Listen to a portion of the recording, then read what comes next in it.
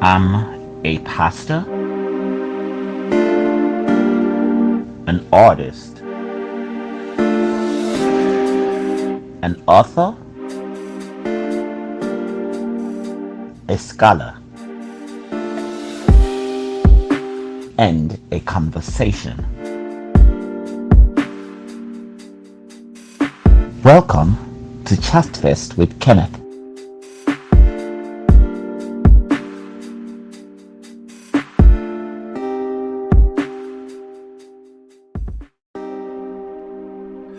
Hello, and welcome to another episode of Chatfest with Kenneth. For this episode, I'm actually feeling very lazy. I'm actually at my backyard, and as you can see, it's just a bush. I didn't feel like going anywhere. Fancy to have a fancy background. I just want to get this done and go on to my dissertation prospectus because I have a full plate. So I guess I just wanted to get this done. Anyhow, for this episode, let's see. The Christmas week is we're drawing close to Christmas, and it is the season for giving. It is the season for buying gifts and all. And yes, I have been out there buying and considering my loved ones to get stuff for them. And then it suddenly occurred to me, I am an incorporation. I do have books that I have written. So who else is going to suggest my books for a gift if I don't? It's not like I'm Oprah that can go, or somebody's going to like come randomly and begin to suggest my books. No, so I have to do it. So I might as well do it. So this episode, I guess I'm going to call it the Kenneth Inc. book suggestion or book club. So being an author has always been something I guess you would say fantasized about. Yes, I think I probably started writing, keeping a journal when I was 10. And so I kind of just journaled daily. What can a 10-year-old do? But write about daily experiences and all. And it became a routine, a habit. And then I think it morphed into writing out my thoughts and my expressions and my experiences. And I think one of my teachers did encourage me that I had skills to write. And so it just kind of went from there. I never really considered myself a poet. I just found myself writing and loving the wordplay and using my vocabulary to express my thought concepts and my paradigm of my framework of my conceptualized frameworks. So I had a collection of poems that I had, and I guess gradually sharing them on with friends and acquaintances, I was encouraged to compile them into a publishing. And so my first book was Confessions of a Tortured Soul. And like the name suggests, I did go through trauma. I did have traumatic experiences. And the cathartic way of my therapy, if you want to call that, was just divulging the experiences into literal expression and exhaling it. And I guess so. That was my way of titrating the pain, titrating the trauma. And so I wrote this book, Confessions of a Torture. So it actually is a trajectory of coming from dysfunction to searching for meaning and coming to a place of finding solace and finding therapy, finding a sense of self and identity. It is on Amazon. Why should you buy it? We all, in today's world, we're all having mental health. There's a lot of people who are dealing with mental health disorder, mental health concerns, and it always seems like people are isolated in their private struggle. So this book is a form of companionship to see how to, for one, to process inner trauma, how I did it for me. It can be a reflection, can be a encouragement for someone else to process. Rather than normalize and internalize what is being experienced, you can actually process it, see how I process mine to come onto the other side. And so it's an encouragement. It's a sort of inspiration for somebody who might be dealing with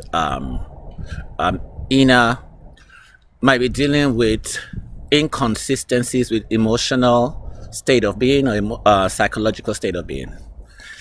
It's available on Amazon as an ebook and paperback.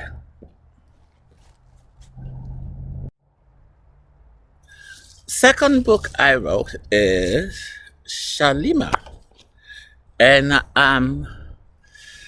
the thought of this book, the inspiration or the concept of it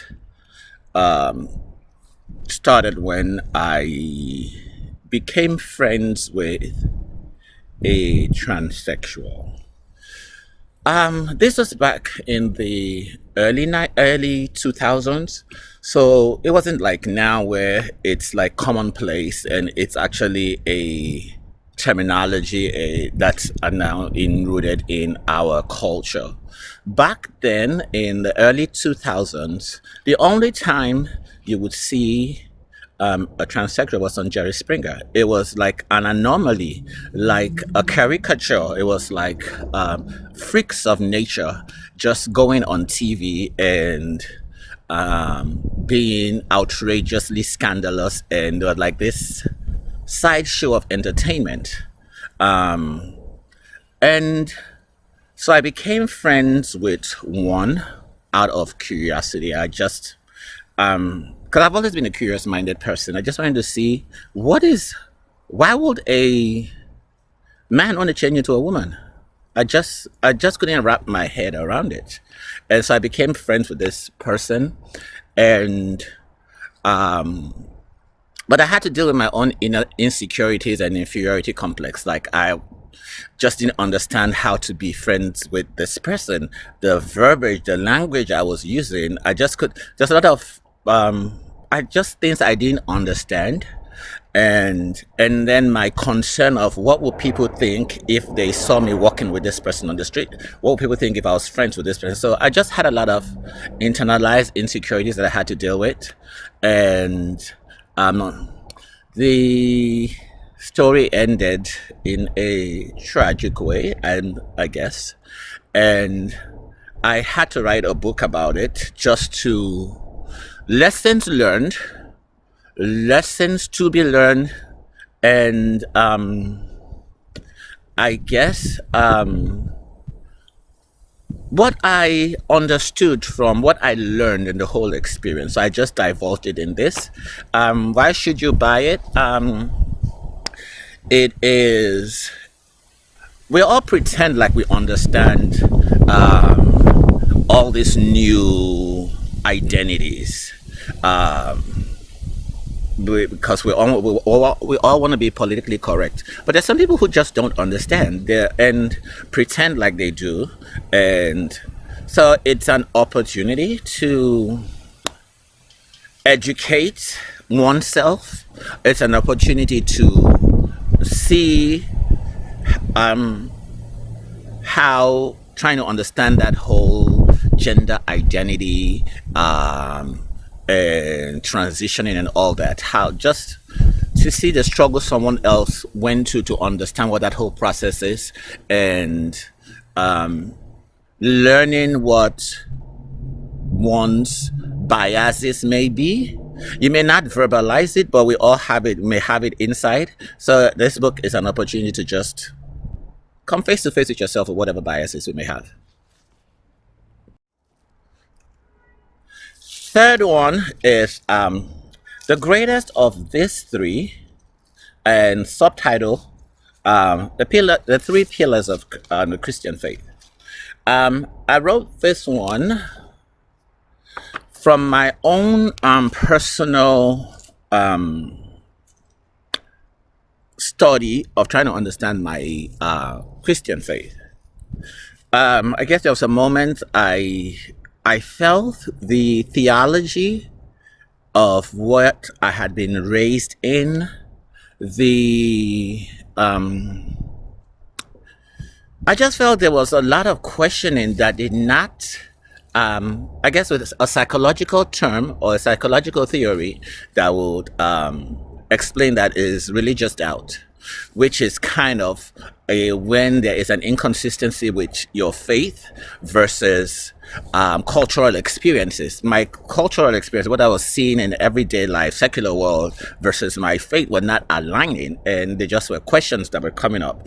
And so what I did was I expunged everything that I believed in, everything that I was raised in, all the dogma and the fundamentalism that structured my definition of faith and belief system. I just flushed it all out, and then went to the Bible and just started reading to reformat my faith, to redefine my internal dogma, my worldview, my paradigm of understanding of the principle of truth and how it forms a framework of my belief system. And in the process of doing that, I discovered there were three pillars: faith, hope, love. It boils down to that three. And so this book was more of my research, because I did do a study, I did do a research, I did compile a bunch of scriptures to just help structure my my belief system, and I wrote this book.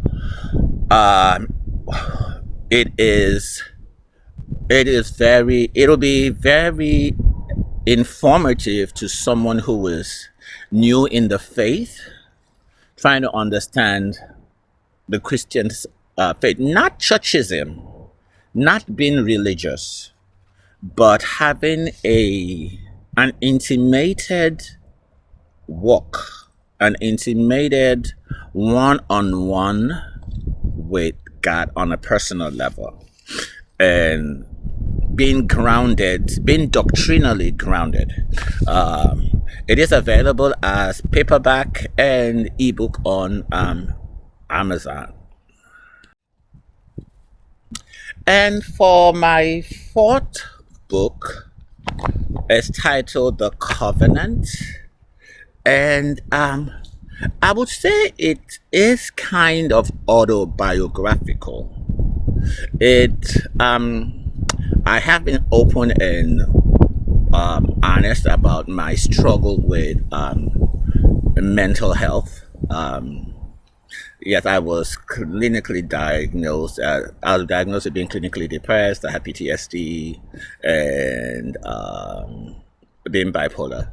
And in my earlier years, I don't think there was a diagnosis to put a label on things. So it was just me trying to navigate and figure things out on my own. Did not understand the bipolar cycle and how to manage that. It's not anything. it doesn't marginalize me. It doesn't make me a second class citizen. It's just a chemical imbalance in the brain, and all I had to do is learn how to manage it. And I remember in the early days, everybody was trying to push me to psychiatry, like, oh, get medication.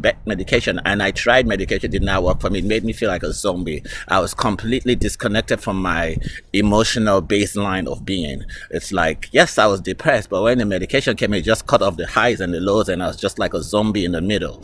Didn't know what joy was, didn't know what pain was. I was just existing in a catatonic state, and I hated it. So I preferred psychology, and so I went the route of psychology, of understanding in my emotional behavior and learning to evaluate, analyze, and synthesize the feelings that I was having to find a proactive expression of being. The covenant is my journey in my dysfunction and coming to a place of having an epiphany to experience a spiritual awakening. That's easiest way I will put it. And it happened to be my best-selling book, because I guess it resonated with a lot of people. So yes, why should you get it? It talks about mental health concerns, talks about redemption, talks about the search for answers, the search for hope, the innate hunger for meaning and purpose. We all have a search for meaning and purpose. All of us have a hunger for purpose and meaning. Nobody's just here to be a shell or crust or just existing like a specter. No, we all have a sense of wanting purpose and meaning, and this just happens to be my search, and how I came on the other side. It is available on Amazon as well, paperback, ebook, but I also have it as an audiobook. It's available on, I think, Apple Music and on Audible. I should know where my book is. Yeah, it's on iTunes. It's on iTunes and as an audiobook, and it's also on Audible as an audiobook. Thanks. Lastly, Chronicles of Life, Volume 1, and subtitle, Lessons Shared on Social Media. Didn't think I would write this book. I remember when Facebook came out. I think Facebook came out in late 90s, and when I joined Facebook, it was only undergraduates that were on Facebook. So I just had a few people who I was acquainted with, and I quickly learned that social media was a place to share my opinions. Like, I have a voice. It's me, my expression. Not looking for validation or looking for approval, just a platform to speak what I think, my opinion, take it or leave it. And so it gradually started morphing to me sharing inspirational musings of my mind, scriptures that I read and meditate on, and the understanding I have of it, the rema behind the logos. And I would just share. So it just became like something I did, and I just shared and my thoughts. And gradually I began having a following. I started an online ministry, and before I know it, it was like 1,000 people. Then next to 10,000, 5,000 people, 10,000 people, and next thing I know, it's like I had an outreach of I don't know how many, like 50,000, and people. I still didn't know that my sharing, whatever I was sharing, was being followed by people online, until I get a few times I will stop sharing, and then people will message me like, "Hey, you didn't post anything today," and I was like, really? I didn't realize that there was a daily expectation for me to post something.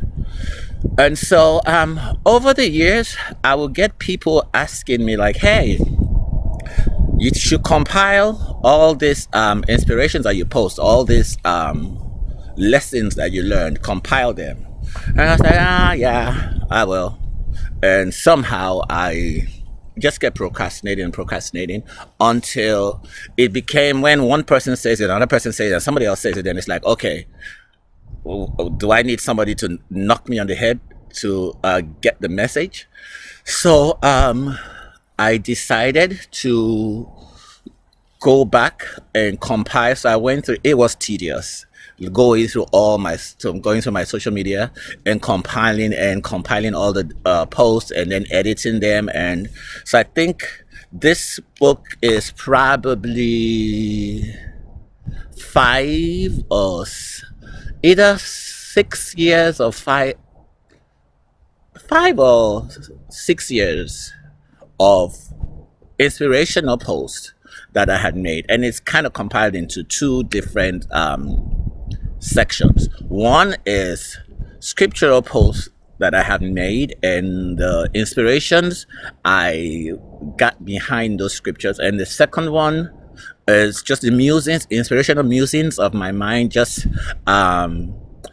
maybe things probably I heard in church, or maybe I was listening to TV, I heard somebody preaching on TV and they said something, or just something that struck a chord with me that was integral in shifting the trajectory of my life. Something that was instrumental in giving me a needed structure, a needed wisdom, a needed understanding, a needed knowledge to help me in this journey we call life. It is available Amazon, ebook, and paperback. And so those are the 5 books that I have published. I working on the 6th one now. Actually, I'm finished on the 6th one. I just need to edit it. But again, I am in the middle of doing my dissertation. So I got to prioritize my doctoral journey. But thank you very much for all your support. Thank you very much for the encouragement, the adulations, the cheerings, even the criticisms. I thank you, because I am who I am because of the shoulders that I stand on and the support that I get. It's not, I don't take it for granted when somebody takes out of their hard-earned money and buys my book. It's not something I take for granted. It's something I deeply appreciate, and I say thank you very much. Why should someone buy this book? Inspiration. We all need guidance. We all need encouragement. Nobody knows it all. Even if you were the epitome of wisdom, even if you're the avatar of wisdom, we all need we all have moments where we just need encouragement. So I would say those are my 5 books for this period. Your loved one, for yourself, check them out. Oh, and by the way, all my books I have trailers for them on YouTube. So if you check the put in the title, put my name, you'll see a trailer for it. I always do like a book trailer, so at least a buyer has an idea. What is this content of this book? What is this? And I think I also have audio excerpts on YouTube. I should know, but I can't remember. Anyhow, thank you again for your support, and as always, like, comment, share, support. Nobody is self-sufficient. We all need one another. We all need the assistance, and I appreciate everyone that gives on CashApp, everyone that gives through my PayPal. I'm very thankful, and I appreciate you.